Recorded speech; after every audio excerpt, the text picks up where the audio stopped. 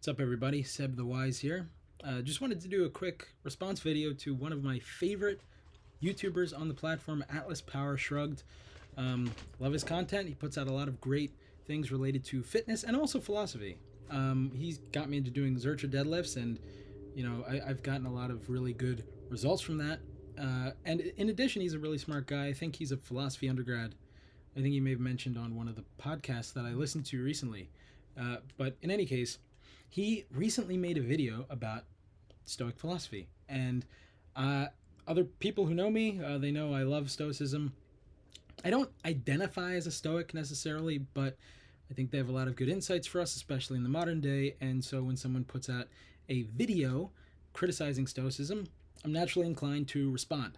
So I think he makes a lot of good points, and we'll summarize those here, and then I will try to respond with some criticisms that I have. So the point that he makes ultimately is that Stoicism, in its emphasis on personal responsibility, focusing solely on those things which are in our control, can make you passive to bigger things happening in your society, which may or may not necessarily be within your power to change. So, for instance, this isn't an example he uses, but I'm going to use it because I think it's apt.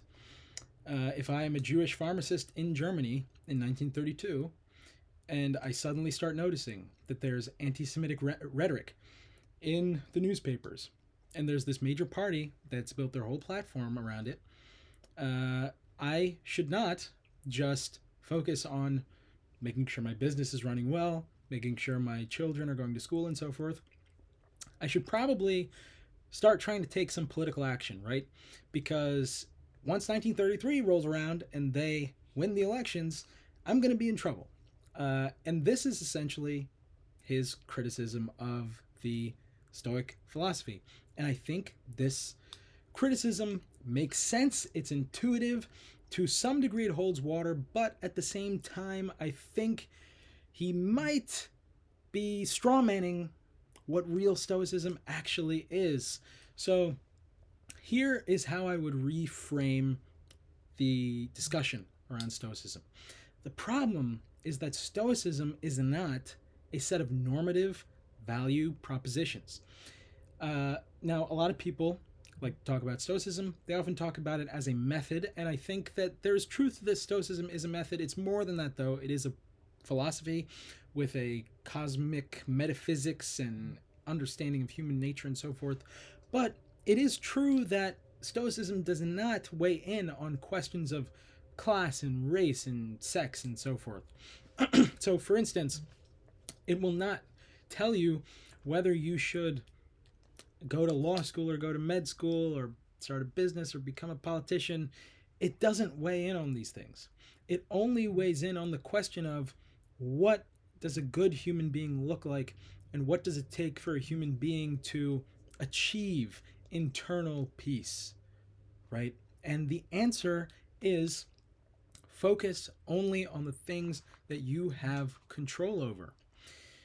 That being said, Stoicism acknowledges that there are goods apart from virtue.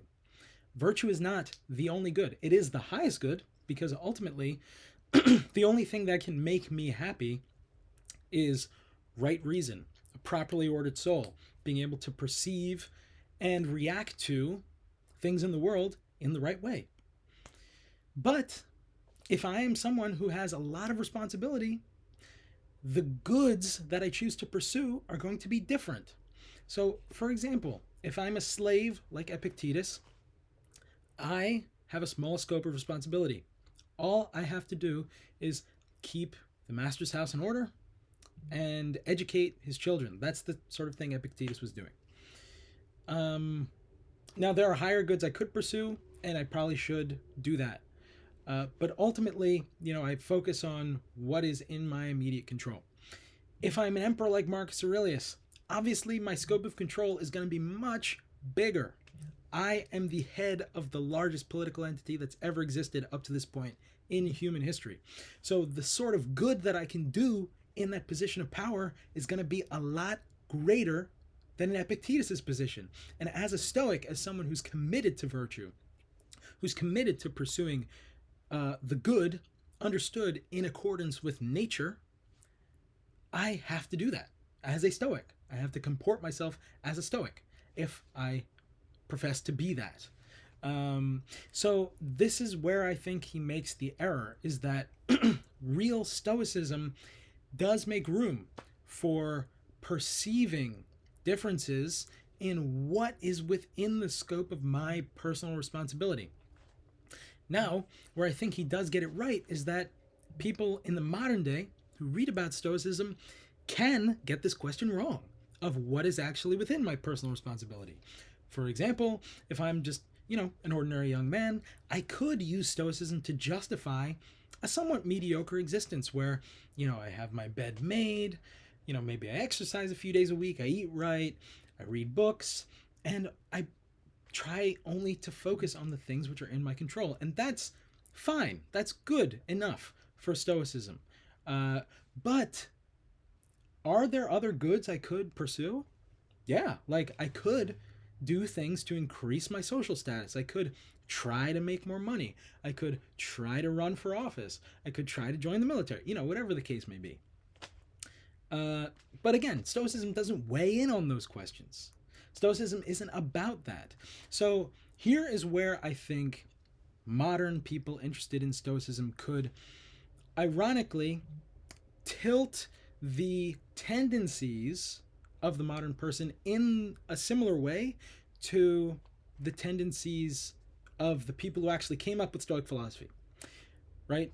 And it's actually by reading Homer. And I'll explain why. Because the society in which Stoicism was generated was the chaotic, tumultuous, competitive, hot society of ancient Greece, where aristocratic men sought for dominance over one another. Every, ambitious young man in ancient Greece wanted to be a tyrant.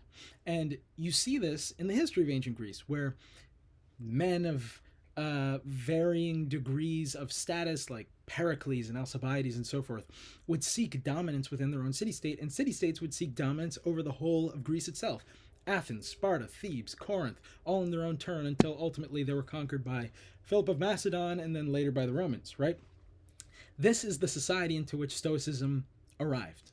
And so it was kind of assumed that men who are being trained in Stoic philosophy would already be politically ambitious guys. And so in a way, Stoicism in this context serves as a corrective to some of the negative consequences of that sort of cultural orientation, I guess you could say.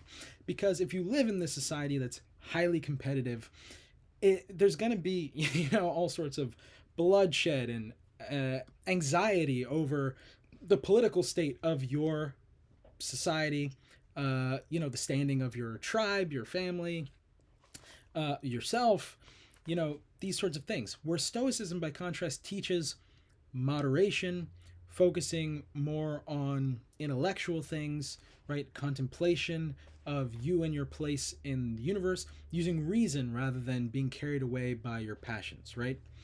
And so it's not necessarily in contradiction to a competitive political arena. For instance, in ancient Rome, where you have guys like Cato and Cicero, who are at the very least highly influenced by Stoic philosophy, working within this competitive system. But, it helps to correct some of these faults. For us, I think most modern Western guys have the opposite problem, where we tend towards complacency. Because, for all kinds of reasons I don't want to get into, I think most modern Western guys are really the opposite of an ancient Greek aristocrat. I think most of us want to settle. We mostly want to, like Nietzsche's last man, have our little pleasure in the evening and be content with, just the comforts of life and not seek for very much more. And so this is why I argue that in addition to the Stoic corpus, you may also be benefited from reading the Iliad of Homer in the context of Nietzsche. So Homer's Iliad and read Homer's Contest, I think the essay is called, by Nietzsche. And these two will give you an education in the mindset of the ancient Greeks and later the Romans, who essentially took on their sort of cultural orientation, so that you can understand what a man is supposed to be, who is full of energy, who's full of vitality. And then once you have that sort of mindset, you can temper it with the moderate philosophy of Stoicism. So this is just so that Stoicism doesn't make you into what Atlas Power Shrugged, I think, rightly points out is a possibility, which is passive. Someone who doesn't do anything in the face of adversity because it's not in my control, what so-and-so politician is doing, taking away our rights and freedoms or whatever the case might be, spending all of our tax money on useless endeavors.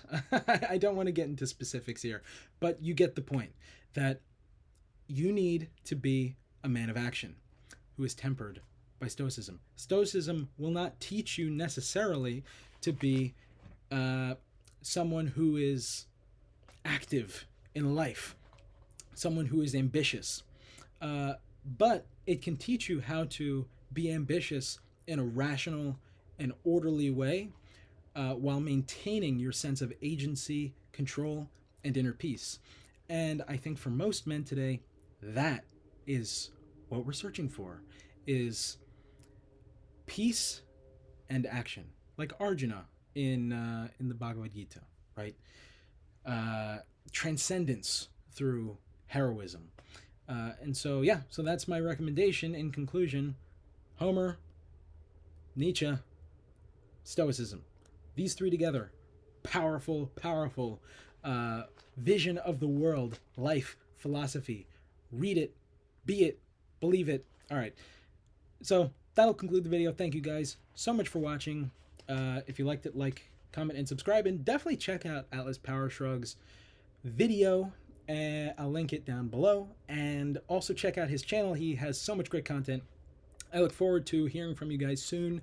So yeah, peace out.